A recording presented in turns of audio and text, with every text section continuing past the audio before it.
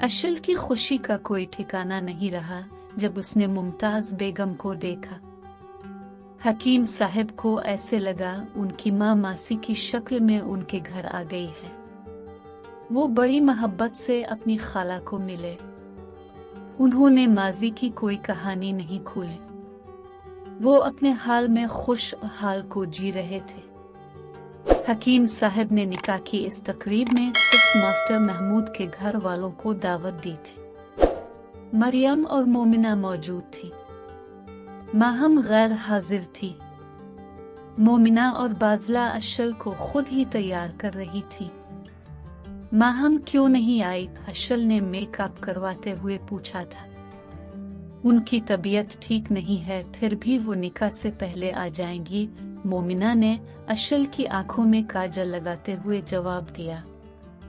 कल late night मेरी mobile पर बात हुई थी, कहने लगी अब ठीक हूँ, अशल ने कहा। सुबह से फिर हल्का हल्का बुखार है, मोमिना ने अशल को लिपस्टिक लगाते हुए बताया। बुखार तो आज मुजम्मिल भाई को भी था, बाजला ने बालों का जोड़ा बनाते हुए इत्तला दी। नाइस, वेरी नाइस में तो रोमियो जूलियट समझती थी। ये तो मजनू निकले। कूड़े मजनू को लगते थे और निशान के जिस्म पर पड़ते थे। मेकअप करवाते हुए भी अशल की जुबान कचर कचर चल रही थी। क्या मतलब आपी? मैं समझी नहीं। मोमिना और बाजला ने अपनी अपनी तशवीश एक साथ जाहिर कर दी। अशल के कान खड़े हो गए। इसने खुद को शट अप कहा। कंट्रोल कंट्रोल अशल, क्या अव्वल फूल बिक रही हो? अशल ने दिल ही दिल में खुद को मलामत की। कुछ नहीं, मुझे हारिस ने एक लतीफ़ा सुनाया था, वो याद आ गया था। अशल ने अपनी तरफ से बात गोल करने की पूरी कोशिश की। मोमिना और बाजला बाकी मेकअप के दौरान खामोश ही रहे। वो खुद ही से सवाल करती और खुद ही जवाब तलाश करने की कोशिश करती। मोमिना को भी इस बात की खबर थी कि मुजम्मिल तकरीबन 6 माह से हर रोज सुबह मेराज के आता है, और बाजला ये जानती थी कि मुजम्मिल हर रोज 6 माह से फजर से पहले घर से निकल जाता है। इन दोनों ने अशल को दालहुन की तरह तैयार कर दिया था। दालहुन कहाँ है? हलीमा ने आवाज लगाई, जो शरबत पीकर फारग हो चुकी थी। हकीम साहब, अशल बेटी को यहाँ ही बाला ले, बाहर का कोई नहीं, सब अपने ही हैं, मरियम बीबी बोली। महम बेटी, अशल को यहाँ ही ले आओ, हकीम साहब ने बैठक से साथ वाले कमरे में आवाज दी। अशल दालहुन बनी हुई आकर हारिस के बराबर बैठ गई। हारिस भी पूरी तैयारी के साथ आया था। हकीम साहब ने खुद ही इन दोनों का निकाह पढ़ाया। इसके बाद खाने का एहतमाम था। सब मेहमान खाना खाने के बाद मेराज के रवाना हो चुके थे। मुमताज बेगम ने बल्कीस, बासित और बीनिश को भी मेराज के रवाना कर दिया था। सिर्फ बाजला मुमताज बेगम के लिए रुक गई थी।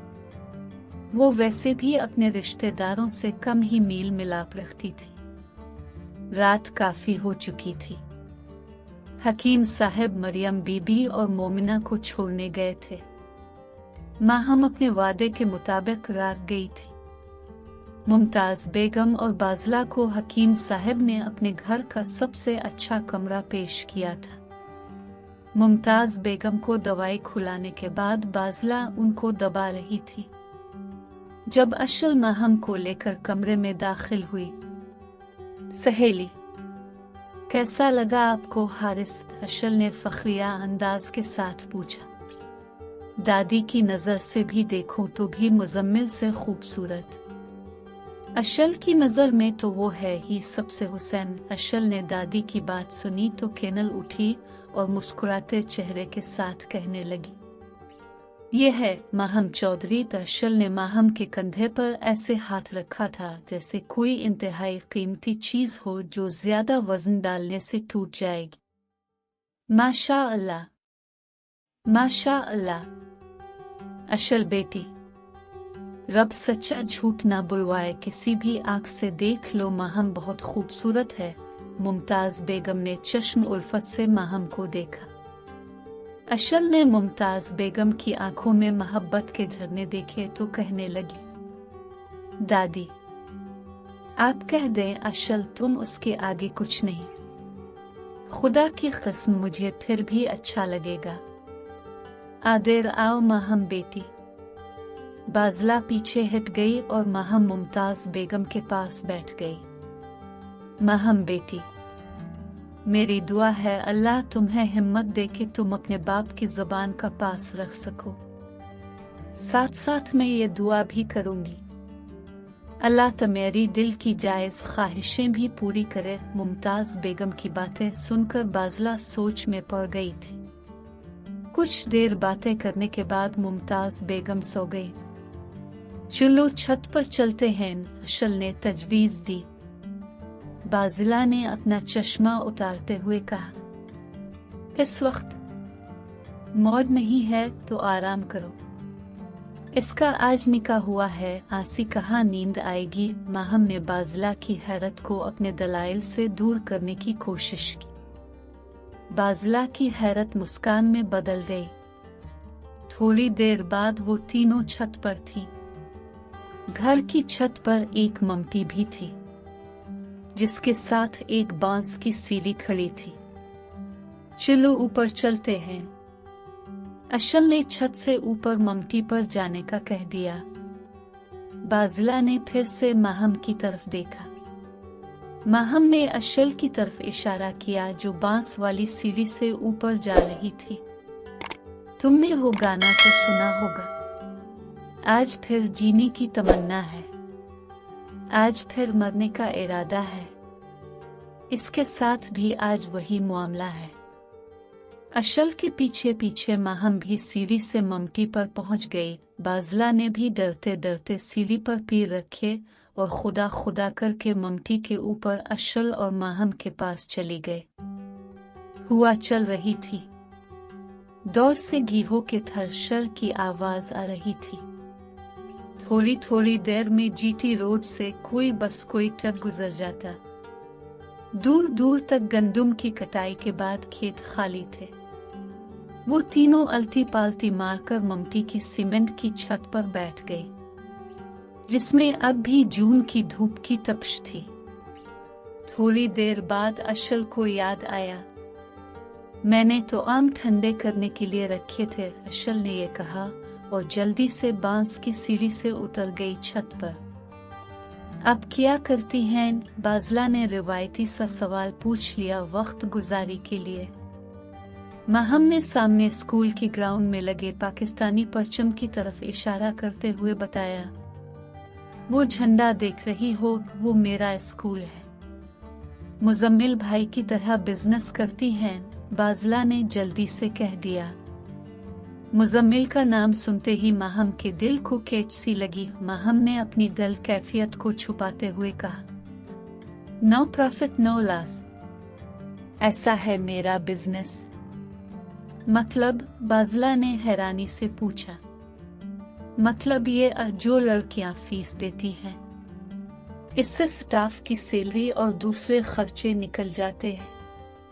माहम की बात सुनकर बाजला को खुशी हुई थी।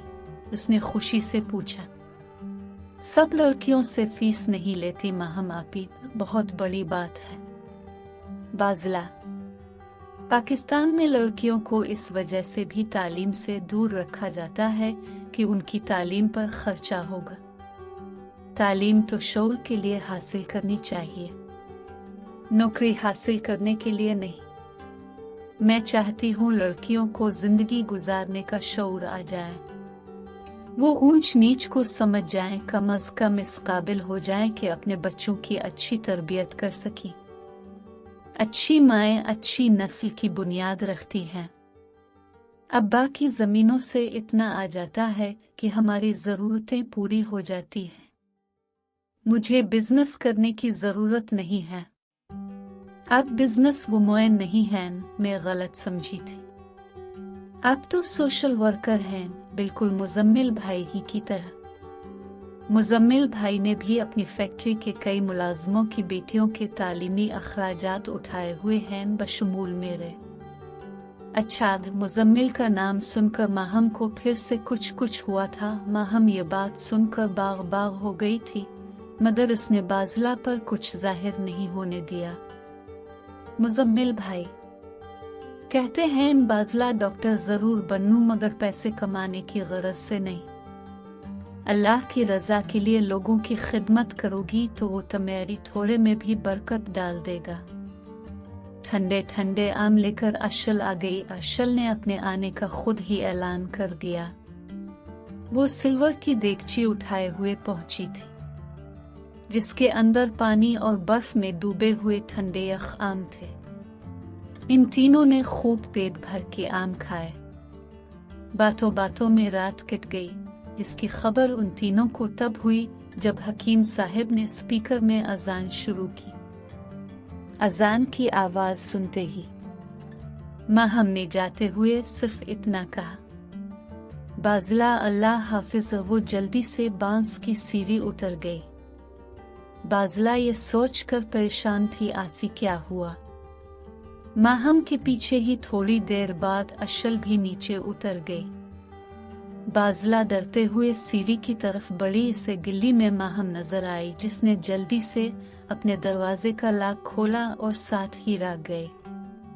जीटी रोड से इस छोटी सड़क पर एक साया नमूदार हुआ। माहम ने एक नजर इस साए वाले शख्स की तरफ देखा, फिर जल्दी से अंदर चली गई। वो साया छोटा होता हुआ एक लड़के की शक्ल इख्तियार कर गया। ये कद काठ, ये चाल ढाल, सब कुछ बाजला के देखे भाले थे। उसने हैरत से सिर्फ इतना कहा, मुजम्मिल भाई। यहाँ इस वक्त बाजला का इसके बाद सीढ़ी से हटकर सारा ध्यान मुजम्मिल की तरफ हो गया था। वो बगैर खौफ के बांस की सीढ़ी उतर आए। बाजला ने फिर हैरत से अपने मुंह में कहा, मुजम्मिल भाई। मुजम्मिल ने नमाज से फारिग होने के बाद मस्जिद की सीढ़ियों से उतरते हुए आकर नजर माहम को देखा। आज माहम का चेहरा खुला हुआ था, खिले हुए सुर्ख गुलाब की तरह। मुजम्मिल के दिल को राहत नसीब हुई। वो फैक्ट्री रा करने के बजाय लाहौर वापस चला गया।